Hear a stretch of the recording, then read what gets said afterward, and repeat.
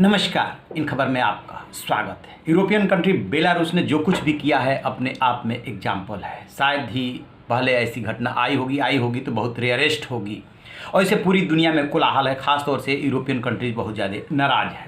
पूरा वाकया कुछ इस तरीके से हुआ था कि बेलारूस के एक पत्रकार हैं जिनका नाम है रोमन प्रोत्साविक।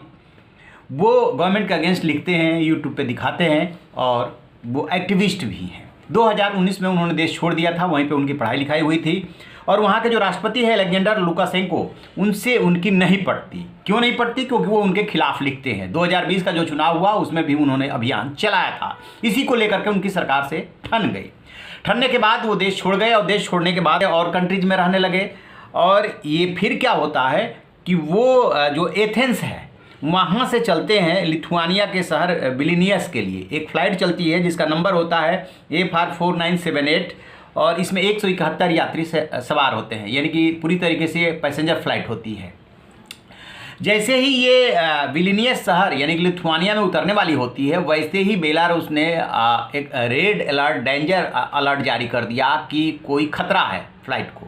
और इसको इन्होंने क्या किया था कि अपने यहाँ मिन्स्की एयरपोर्ट पे उतार लिया ज़बरदस्ती। कहा तो ये जाता है कि उन्होंने MiG-29 भी भेजा था और ये सब वहाँ के राष्ट्रपति अलेक्जेंडर लुकाशेंको के कहने पे हुआ था, क्योंकि वो इनसे निजी दुश्मनी मांगते हैं।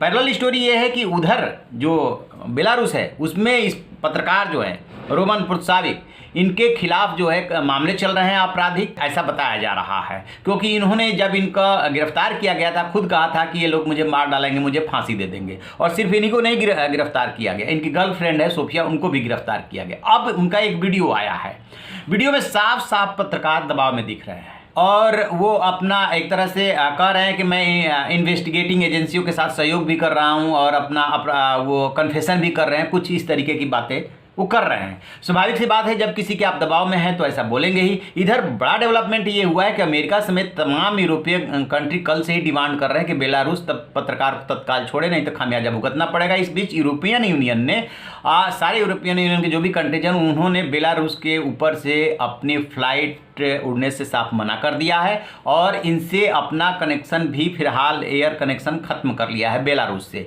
इसके अलावा भी और प्रतिबंध लगाने जा रहा है यूरोपियन यूनियन। यदि बेलारूस ने इस पे सॉफ्ट रुख नहीं अपनाया तो अमेरिका के साथ मिल करके यूरोपियन यूनियन और सख्त कदम उठाएगा। और अमेरिका के राष्ट्रपति जो बाइडन हैं, उन्होंने यूरोपियन यूनियन ने जो कदम उठाया, जो प्रतिबंध लगाया है, एयर कनेक्टिविटी अभी फिलहाल खत्म की है और प्रतिबंधों की बात चल रही है, उसका स्वागत किया है और कहा है कि बेलारूस को अपने कदम पीछे खींचने ही होंगे। ऐसे किसी के अधिकारों का अतिक्रमण नहीं किया जा सकता। सबसे बड़ा जो आरोप लग रहा है कि जैसे आप कह सकते हैं इसको हाईजैक किया गया है।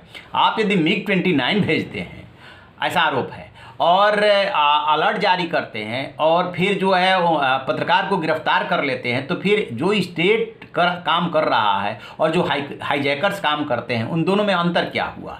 और जहाँ तक उनके प्रत्यर्पण की बात है, वो तो जो नियम कानून है उसके मुताबिक प्रयास किया जा सकता था। बहुत सारे ऐसे दुनिया में केस हैं जहाँ पे कि वो अपने देश में फांसी की सज़ा की वजह से दूसरे देश में निर्वासित जीवन जी रहे हैं, ये सबको पता है। लेकिन गिरफ्तार करने का ये तरीका दुनिया को अच्छा नहीं लगा। अब इस पर हमारी नज़र रहेगी कि जो यूरोपियन यूनियन और क्या क्या कदम उठाता है और कैसे बेलारूस को सबक सिखाता है, बेलारूस कैसे रिएक्ट करता है। इसमें जो दुनिया है, दुनिया के महत्वपूर्ण जो देश है, खास तौर से रूस, चाइना और अमेरिका तो खुल करके यूरोपियन यूनियन के साथ है, औरों का क्या स्टैंड होता है, इस पर हमारी नज़र रहेगी। जैसे कोई अपडेट मिलेगा आपसे साझा करेंगे। आप रहिए ना बेखबर, देखते रहिए इन खबर। Thank you.